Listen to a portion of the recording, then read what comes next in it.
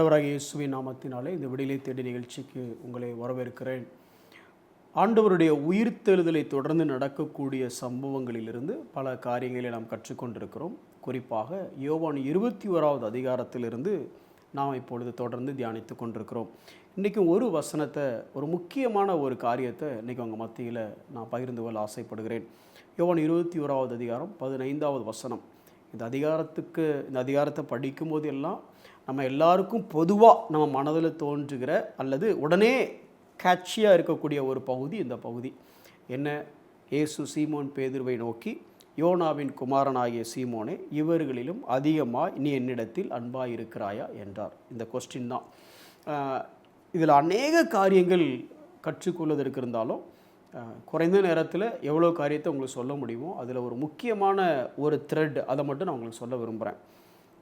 Two you love more than these அப்படின்னு சொல்லி ஆங்கிலத்தில் மொழிபெயர்த்திருக்கிறாங்க சில மொழிபெயர்ப்புகளில் do you love more than தீஸ்ன்னு இருக்கக்கூடிய இடத்துல do you love me more than the others too, அதாவது இவைகளை பார்க்கிலும் என்னில் அதிகமாய் அன்பாக இருக்கிறாயா அப்படிங்கிற அர்த்தத்துலையும், இவர்களை பார்க்கிலும் அதிக அன்பாக இருக்கிறாயா அப்படிங்கிற அர்த்தத்துலையும் ரெண்டு வகையாக மொழிபெயர்த்திருக்கிறாங்க.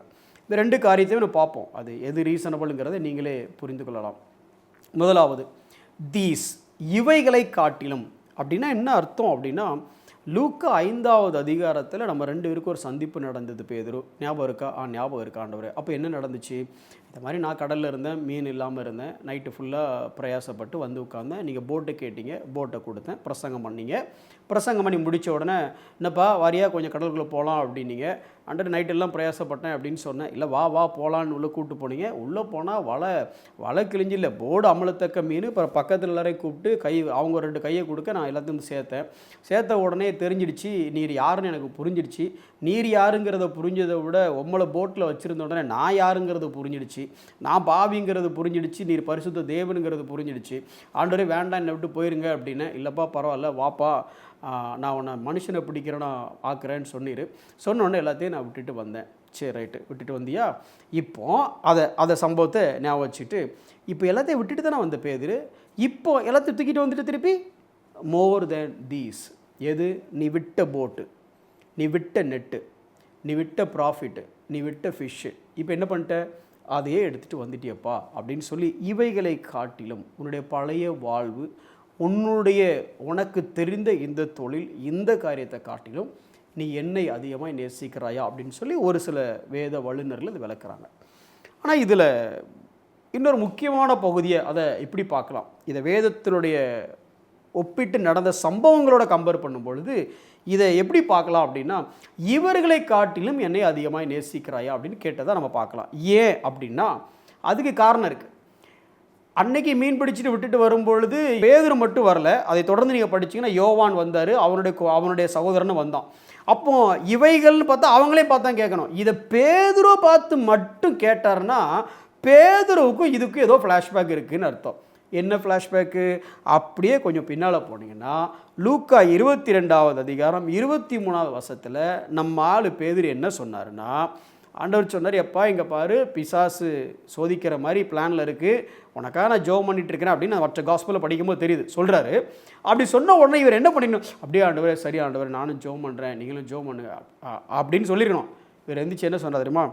ஆண்டவரே, காவலிலும் சாவிலும், நல்ல ரைமிங்க டைலாக்கு, காவலிலும் சாவிலும் உம்மை பின்பற்றி வர ஆயத்தமாக இருக்கிறேன். எப்போ சொல்கிறது யாருன்னு கவனிச்சியா? அதுவும் அவர் என்ன சொன்னார்னா, சரி நான் சொல்லி தான் உனக்கு புரியலை, வசனத்தை பற்றி உனக்கு தெரியும்ல, மேய்ப்பனை வெட்டுவேன் மந்தை சிதறடிக்கப்படும் சொல்லி பைபிள் சொல்லியிருக்குப்பா, அந்த வசனத்தில் அதுதான் நிறைவேற போகுதுங்கிறாரு.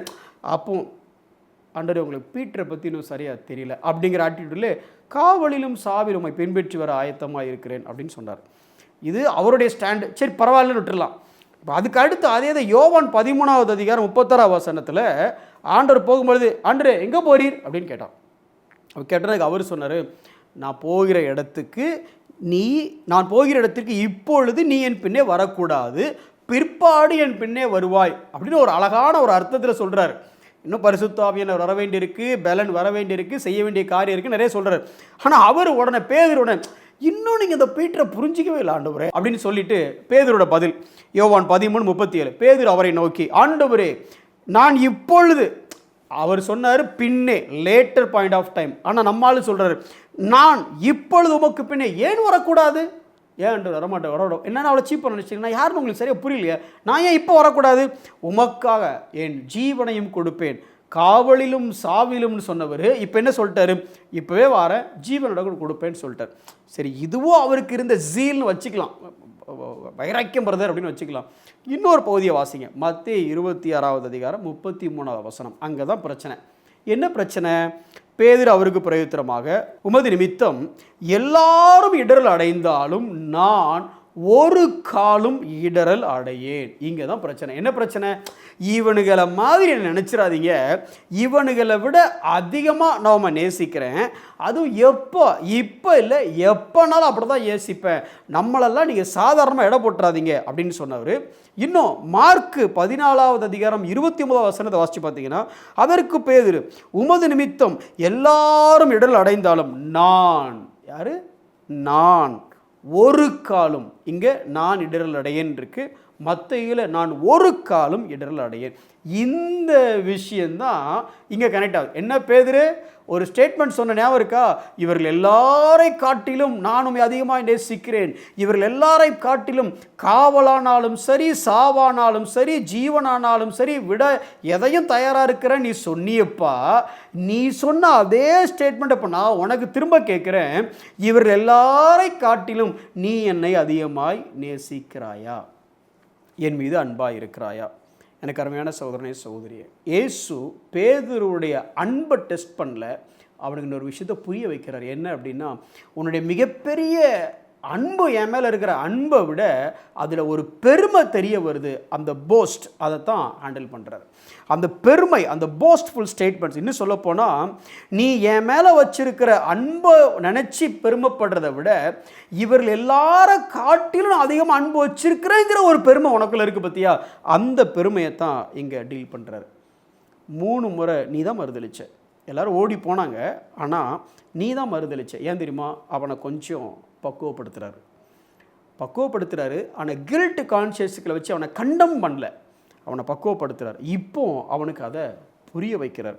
எனக்கு எதுக்கு சொல்ல வரேன் இது அப்படின்னா, நம்ம எல்லாருக்கும் சில பேர் தவறிட்டாங்க அப்படின்னா நம்ம அவங்கள ரொம்ப கீழ்த்தரமாக பார்க்குறதும், இல்லை நமக்குள்ளே நம்மளை பற்றி ஒரு எண்ணம் என்னென்னா, அவங்கள கம்பேர் பண்ணும்போது நான் ரொம்ப நல்லவனாக தான் இருக்கிறேன், அவங்கள கம்பேர் பண்ணும்போது நம்மளாம் இந்த தப்பெல்லாம் பண்ணலை அப்படிங்கிற எண்ணம் நமக்குள்ளே இருக்கிறதுனால தான் நாம் பண்ணாத தப்பை மற்றவங்க யாராவது பண்ணினாங்க அப்படின்னா, அது ஊழியக்காரங்களாக இருந்தாலும் சரி, யாராக இருந்தாலும் அவங்கள மட்டமாக நம்ம பேச நினைக்கிறோம். ஆனால் நாம் பல தவறுகளை பண்ணிகிட்டு இருக்கோங்கிறது நமக்கு தெரியாமலே போயிடுது. இவர்கள் எல்லார காட்டிலும் நான் அன்பாக இருக்கிறேன். ஏன் தெரியுமா? உங்கள்கிட்ட நான் தான் அதிகமாக பேசுகிறேன். ஏன் தெரியுமா? நான் தான் முதல்ல போட்டில் இறங்கி போட்லேருந்து தண்ணியில் நடந்து வந்தேன். நான் தான் உங்ககிட்ட சகோதரரை மன்னிக்கிறது எத்தனை முறை நான் தான் கேட்டேன். நான் தான் உங்கள்கிட்ட ஒரு மிகப்பெரிய ரெவலேஷனில் மாம்சம் வெளிப்படுத்தாத, ரத்தம் வெளிப்படுத்தாத தேவன் எனக்கு வெளிப்படுத்தி நான் உங்களுக்கு சொன்னேன்.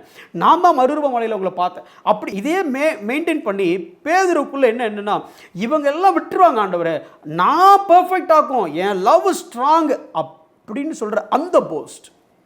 நம்மளும் இப்படி தானே பலமுறை அவங்களாம் ஒரு தப்பு பண்ண உடனே, இந்த மாதிரி தப்பு நான் செய்யலை, அவங்களோட நான் ஸ்ட்ராங்கு, இவனை மாதிரிலாம் நான் பேசலை, இவனோட நான் ரொம்ப ஸ்ட்ராங்கு, பல விஷயத்தில் நான் ரொம்ப ஸ்ட்ராங் அப்படின்னு நம்ம நினைக்கிறோம். ஒரு வசனத்தை வாசிக்கிறேன், நீங்கள் கேளுங்க. ரோமர் 5வது அதிகாரம் 2வது வசனம். அவர் மூலமாய் நாம் இந்த கிருபையில் பிரவேசிக்கும் ஸ்லாக்கியத்தை விசுவாசத்தினால் பெற்று நிலை கொண்டிருந்து தேவ மகிமையை அடைவோம். தேவ மகிமையை எப்படி அடைவோங்கிற நம்பிக்கை நமக்குள்ள இருக்குன்னா, இந்த விசுவாசத்தினால, இந்த விசுவாசத்தினால இல்லைங்க, கிருபையினால் கிடைக்கிற ஸ்லாக்கியம். அது ஆங்கிலத்தில் ரொம்ப அழகாக இருக்குது. கான்டெம்பரரி இங்கிலீஷ் வெர்ஷனில் இப்படி சொல்கிறாங்க, Christ has also introduced us to God's undeserved kindness on which we take our stand. நான் எப்படி நிற்கிறேன் அப்படின்னா, கிறிஸ்து எனக்கு பாராட்டின, அல்லது தேவன் எனக்கு கிறிஸ்துவின் மூலமாய் பாராட்டின அந்த கிருபையினால தான் நான் நிற்கிறேன். நீங்களும் நானும் நிற்கிறது உங்கள் திறமையினால் நிற்கலை, உங்களுடைய பலத்தினால் நிற்கலை, கிருபையினால் நிற்கிறோம். நீங்களும் நானும் நிற்கிறதும் கிருபைன்னா, எந்த மனுஷனும் இந்த உலகத்தில் நிற்கிறது கிருபை தான். அப்போ நம்மளோட நம்பிக்கை எங்கே மேலே இருக்குன்னா, ஏன் மேலே இல்லை, எனக்கு அருளப்பட்ட கிருபை மேலே. 1 கொரிந்தியர் 10வது அதிகாரம் 12வது வசனத்தில் பவுல் எழுதுகிறார். எப்படி எழுதுகிறாரு?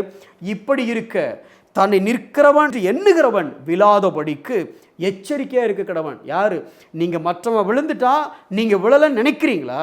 நீங்கள் விழலன்னு சொன்னால் விழுந்தவனை விட எச்சரிக்கையாக இருக்க வேண்டியது நான் விழ மாட்டேன்னு நினைக்கிறேன்ல, அவன் தான் எச்சரிக்கையாக இருக்கணும். இன்னொரு வசனம் 1 கொரிந்தியர் 8:2, ஒருவன் தான் ஏதேனும் ஒன்றை அறிந்தவன் என்று எண்ணிக்கொள்வானானால் ஒன்றையும் அறிய வேண்டிய பிரகாரமாக அவன் இன்னும் அறியவில்லை. எனக்கு எல்லாம் தெரியும் நீங்கள் நினச்சிங்கன்னா பிரதர், உங்களுக்கு ஒரு good news, sad news and bad news என்னென்னா உங்களுக்கு ஒன்றுமே தெரியாது. அப்படி தான் பைபிள் சொல்லுது. ரோமர் 12வது அதிகாரம் 3வது வசனம் என்ன சொல்லுது அப்படின்னா, என்ன வேண்டியதற்கு மிஞ்சி எண்ணாமல் அவனுக்கு தேவன் பகிர்ந்த விசுவாச அளவின்படியே தெளிந்த எண்ணம் உள்ளவனாய் இருக்கணும். யார் தந்த விசுவாசம்? தேவன் தந்த விசுவாசம். அளவை யார் டிட்டர்மைன் பண்ணது? தேவன் டிட்டர்மைன் பண்ணார். உங்களுக்கு அதிக விசுவாசமா? தேவன் அதிகமாக கொடுத்துருக்கிறாரு. Praise God. ஆண்டவரை துதிங்க. உங்கள் மேலே ஒன்றுமே இல்லை. ஒரே ஒரு வார்த்தையை மட்டும் சொல்லிடுறேன். நிற்கிறன் என்று எண்ணுகிறவன் 1 கொரிந்தியர் 10:12, 1 கொரிந்தியர் 8:2, அறிந்தவன் என்று எண்ணிக்கொள்ளுகிறவன் ரோமர் 12:3, எண்ணம் உள்ளவன். அப்போ பேசிக்காக நம்மளுடைய எண்ணத்தில் மற்ற எல்லாரையும் விட நான் சிறந்தவன் அப்படின்னு நினைக்காதீங்க. அப்படி எண்ணம் இருந்தால் அதை தயவு செஞ்சு மாற்றி போட்டுருங்க. என்ன இருக்கணும் தெரியுமா? நான் நிற்பது கிருபையினாலே. கிருபைக்கு நன்றி. கண்களை மூடி நாம் ஜெபிப்போம். அன்புள்ள ஆண்டவரே, எண்ணுவதற்கு மிஞ்சி நாங்கள் எண்ணாதபடி, நிற்கிறேன் என்று நாங்கள் எங்களை எண்ணாதபடி, எல்லாவற்றையும் அறிந்தோம் என்று நாங்கள் எங்களை எண்ணாதபடி, ஆண்டவரே நீர் எங்களுக்கு பகிர்ந்தளித்த விசுவாசத்தின் படியையும் நீர் எங்களுக்கு தந்த கிருபையினாலே மாத்திரமே நாங்கள் நிற்கிறோம் என்பதை உணர்ந்து தாழ்மையுள்ளவர்களாக, மற்றவர்களை ஏளனமாய் எண்ணாதபடி, ஆண்டவரே எங்களுக்கு அளிக்கப்பட்ட கிருபையை உணர்ந்து நன்றியுள்ளவர்களாக உமக்கு பிரியமான ஒரு வாழ்க்கை, உம்மை பிரதிபலிக்கிற ஒரு வாழ்க்கை வாழ எங்களுக்கு நீர் கிருபை பாராட்டி அருளும். இயேசுவின் நாமத்தில் ஜெபிக்கிறோம் நல்ல பிதாவே, ஆமென்.